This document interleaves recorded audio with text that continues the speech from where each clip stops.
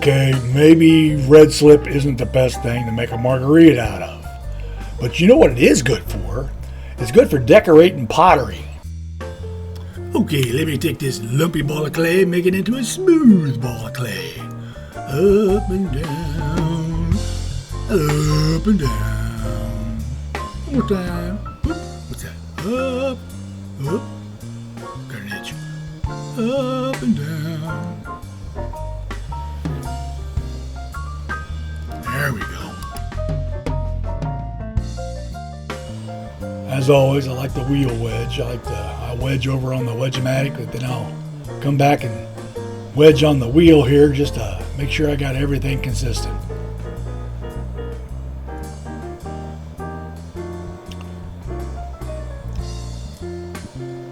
Still dealing with that shoulder replacement. Pots are a little wonky, but that's okay. They're getting better. Just takes time.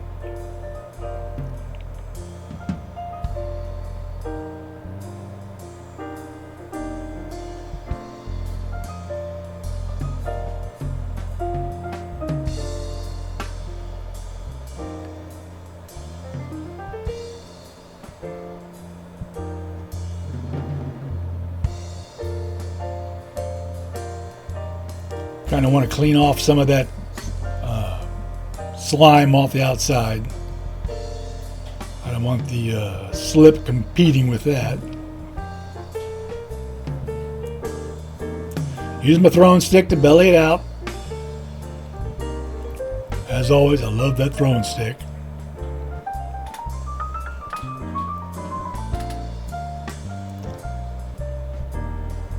This is going to be a kind of a fat little vase.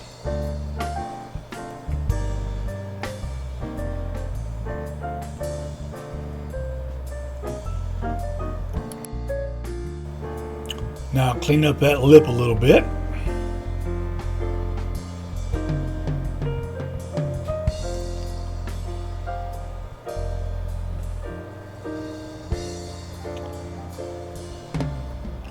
Now, this is a mayonnaise bottle that I've filled with red slip, which is just red clay and water, maybe a little toilet paper in there to give it some body, but that's all I use.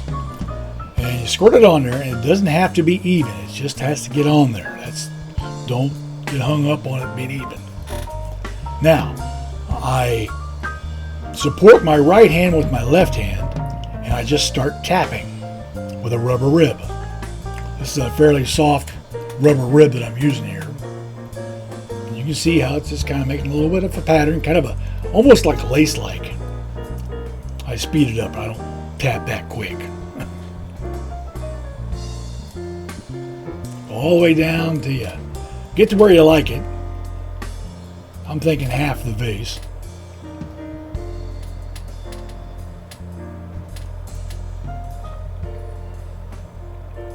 Now, we take that same rubber rib, and what we're going to do is we're going to make a definite line on the bottom. Just to kind of clean it up a little bit.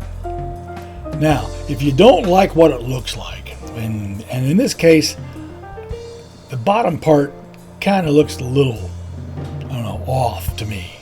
So I'm just going to, do it again. You can do this as many times as you want. If it gets to where the slip is too thin to work with, scrape it all off and start over again. That's the nice thing about using this slip. And you can see I'm still tapping, giving that lace pattern. I go all the way down to that line that I came up with before, and I'll stop right there. Now I like that a little bit better because it's a little more, even from top to bottom. So I'll cut this off. The red clay on the bottom of the pot will be trimmed off when I go to trim the pot.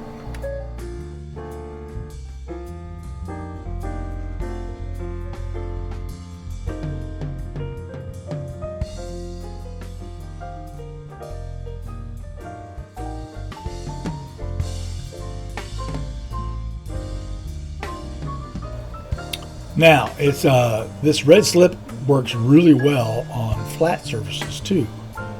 Here's a little platter. Don't worry about getting it even in the middle. It'll find its own level. Now I take my rubber rib again, supporting my right hand with my left hand. I'll come down, and first thing I want to do is I kind of want to spread that out just a little bit. So I'll just kind of hold that on there and just give it a little bit of... Now we'll start tapping. And as I'm tapping, I'm working my way out. A little bit farther, a little bit farther.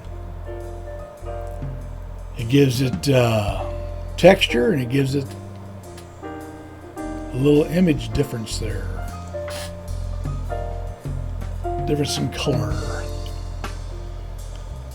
And you can see it's a nice little flower pattern almost. And you know what? I kind of like it like that. I think I'll just leave it like that. Sometimes you don't have to go back a second time. There's no... If you had to, you could trim up the outside edge if you didn't want that like fluted edge on it. In this case, I kind of like it, so I'm going to leave it the way it is. I'm just kind of clean that thing up.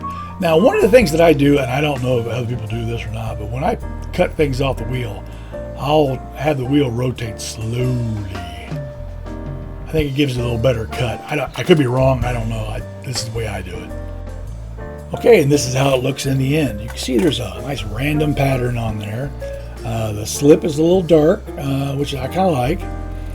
I like flaws in pottery. To me, flaws are like life. Nobody's perfect. So there you have it. Slip-on pottery. Thanks for watching. Like and subscribe. And remember, don't forget to get muddy. See you later. Bye.